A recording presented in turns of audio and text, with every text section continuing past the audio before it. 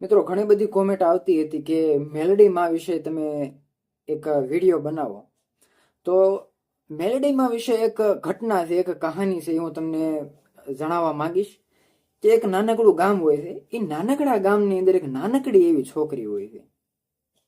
હવે આ જે દીકરી હોય છે એ દરરોજ મેલડી માને ત્યાં દીવો લઈને દીવો કરવા જાય, એકેય દિવસ ચૂકતી નહીં.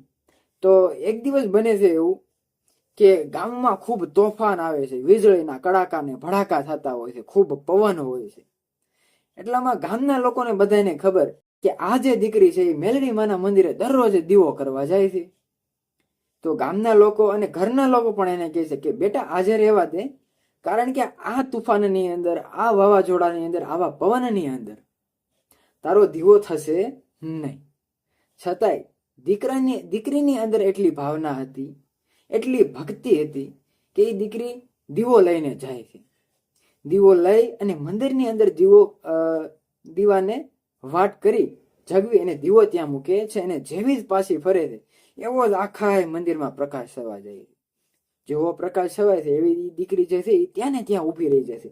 મંદિરની માતાજી તરફ ફરીને પણ જોતી નથી. અને એને એક મીઠો મધુર સ્વર આવે છે, કે એક અવાજ સંભળાય છે કે દીકરી, તું આટલી ભક્તિથી મારે ત્યાં તું દીવો લઈને આવી, એટલા માટે હું હંમેશા તારું રક્ષણ કરીશ અને હંમેશા હું તારી ઉપર મારી નજર અને મારી કૃપા વરસાવીશ.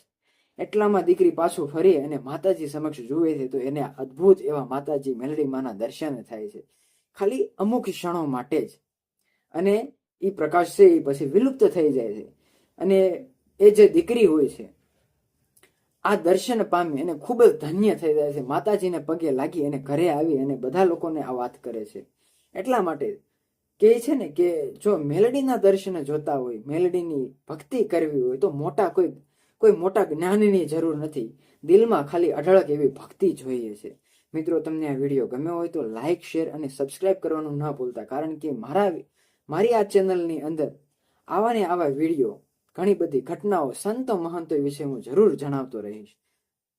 આવતા વિડીયો સુધી મિત્રો આવજો. ત્યાં સુધી બાય બાય.